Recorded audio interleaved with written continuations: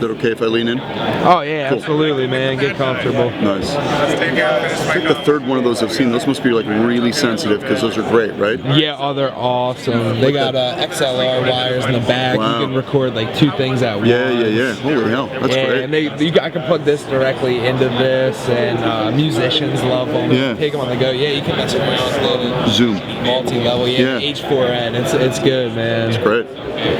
Yeah. I saw one the other day and I kept meaning to ask the guy about it. But it was the double mics thing. I was just like, wow, that's, most of the people are just doing like iPhone kind of stuff, I go a little bit above and beyond. Sometimes I have a big windscreen on it. It's like this big fuzzy thing, but it usually draws people's attention away from the interview. Yeah, so it usually is it's a conversation starter, but not necessarily. And a conversation ender. Yes, exactly. Yeah. All in one punch. Yeah. Exactly.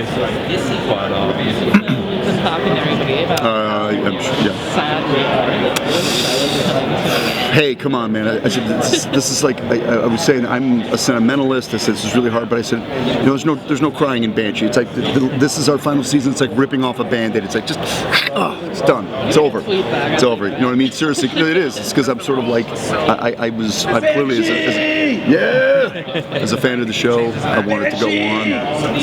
And as an actor whose character has blossomed, I wanted to go on because I truly, nobody has enjoyed the success of the show more than me, and the writing has totally turned towards Brock. So, but I'm just having, I'm not even sure I know it's done, if that makes sense. We normally aren't shooting right now anyways, so we just wrapped a month ago. I said in April, when I'm supposed to be back doing Banshee and I'm not working, and my wife's wanting me to get out of the house and go get a job, that's when I'll be like hyper aware of the fact that the show is over.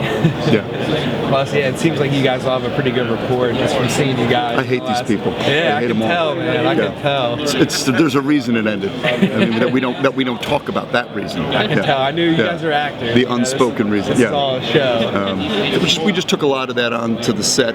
What you see is that hatred between like me and Ulrich. It's all real. Me and the end of season 3, Joe got taken away. Whatever. Look at all that hair.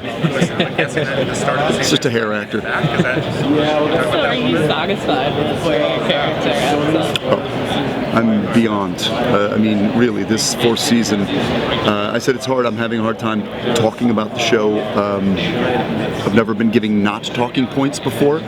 For a show, we've been given things not to say. And I said, but it really is, like, I want to say to, like, the fans, don't go on the internet, don't go find all the leaks about the story for season 4.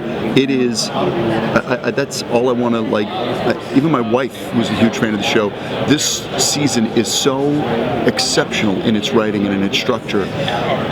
When I read the first 2 pages, I went, oh my God. I was thinking of the fans. I thought they're going to go crazy. I mean, in a great way. Like, they're going to be sitting on the edge going, what are we watching? What's going, oh my God, wow. I mean, and that's like, to read it on the page and feel that way, but then to know that that's what's coming in January, that the fans are just going to get this ride. We're only 8 episodes a season as opposed to 10, so there's nothing wasted. There's not one scene that's like, it is, if it's there, it's because it's propelling this incredible story forward, and many stories. I mean, there's just sort of like, but it is a slower, more mysterious, darker Banshee.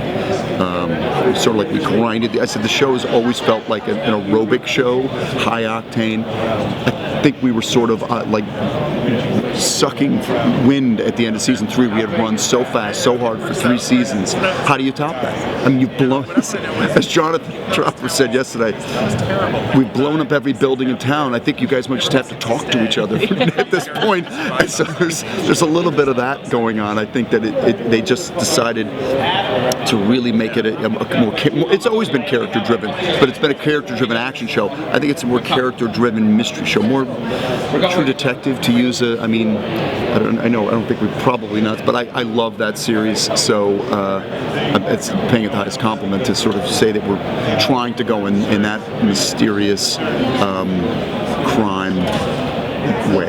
That seems like a good way to wrap up the show. And somebody was asking me, a lot of any great guest stars this season. I said, actually not. We've had so many great actors come on the show. I said, but because there was a sense this may be the end, they really tightened the reins, and it's just the ensemble. Everyone's Brock is sheriff. I think I'm allowed to say that. You'll see that almost immediately, that did finally stick. He's handed me the badge so many times, but this time it stuck, literally, like stuck the badge in my chest, and I am sheriff. There's a serial killer badge to start, and everyone's a suspect. I mean, it's Banshee. Look at who lives there. Everyone's a suspect, and so as we tighten that circle, and then even the few people that do come in are also, suspect, including Brock. There was a point as the writing was going on, I'm like, is Brock? That's how well structured it is, that you're not sure who to believe and what's going on. And like I said, that happens almost immediately, and I think, awesome. Just like, what a great ride. And as I said, that's where if the show goes, since it's going out that way, it's sort of like literally just let the cars run off the rails, and here we go. What's the one thing you're gonna miss the most? The smell of Anthony's trailer.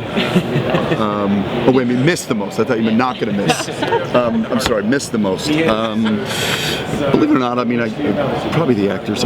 These people. I've been doing this a long time. I can't believe I'm old enough to say a comment like that and have you believe it. Like, yeah, you have been. I've never done a show like this. It's really exceptional in its execution and in the people that work on it, because it's a labor of love. We're down the dial on Cinemax. We're not on the mothership, and we shoot at such breakneck speed. We shoot on location for 6 months, and as I said, if you don't have scars, literal physical scars from working on the show, you weren't doing it right. This is a show that asked us to, like, emotionally, spiritually, and physically take it all as Cinemax to the max, and just put it out there. We did, and we beat each other up, had sex with each other. All that was off camera. That was not even what I'm talking about from the show. But we did. You kind of really get raw with these people, and you beat each other up, and then we go have 2 drinks and go to bed and get up and do it all over again. And we did a lot of that for 4 years, and I'm gonna miss them terribly. Now actually we meet each other in civil situations, like we have wine and we talk, and I'm like, I love when we're still sweaty and the makeup's still on your face, and you just it's 100 degrees in Charlotte, North Carolina, and Yeah, the only thing, I'm not an actor, but I can compare that to like playing a sport or something, So you put a lot of your heart into something like football or something. Yeah. And you sweat with these guys, you bleed with them at the end of the day. Like, you don't really miss them, or like, you don't get that, you don't fully understand that it's over until, like you said, until a couple months. And it's funny because I talk about football. It's to me, of all the sports I played it was the most team sport. You get your butt kicked, you get back to the huddle. I said, one of the best lessons in life I ever learned from all the college, the schooling, parenting that went on was football, which is you get knocked down, you get up, and you get back in the huddle, and that's it. And there is something to be said for that. Even by the end, I don't know how much I loved the game, but I was just getting my ass kicked, and I played with the same guys from 4th grade all the way through 12th grade, and I'm still great friends with those guys, strictly because we all got our butts kicked together. And I think this group, I know there's always a sense of, I'll stay in touch, love you, see you. So, no, this group, like, we constantly in touch, getting together, supporting each other. 2 of the actors are going right on to Broadway. Hoon Lee is doing King and I, The King and the King and I, and Tom Pelfrey, who plays Bunker, is opening tonight in Fool for Love, the Sam Shepard play with Sam Rockwell. So everybody's jumping in, so we're all going to go see them. Yeah. So if you had to pick one word to describe the upcoming season, what would it be without giving too much away? Popcorn.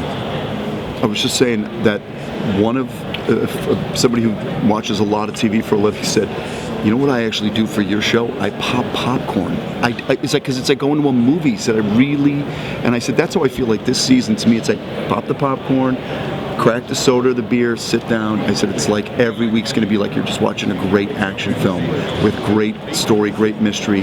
And when he said that, I was like, it's sort of true, man. Like, I don't pop popcorn when I watch my TV shows, but if we're going to watch a good movie, get the popcorn, get all cozy, and I'm like, I like to think we're a popcorn series this year. Like, get the popcorn ready, sit down on the couch because we're going to give you a ride.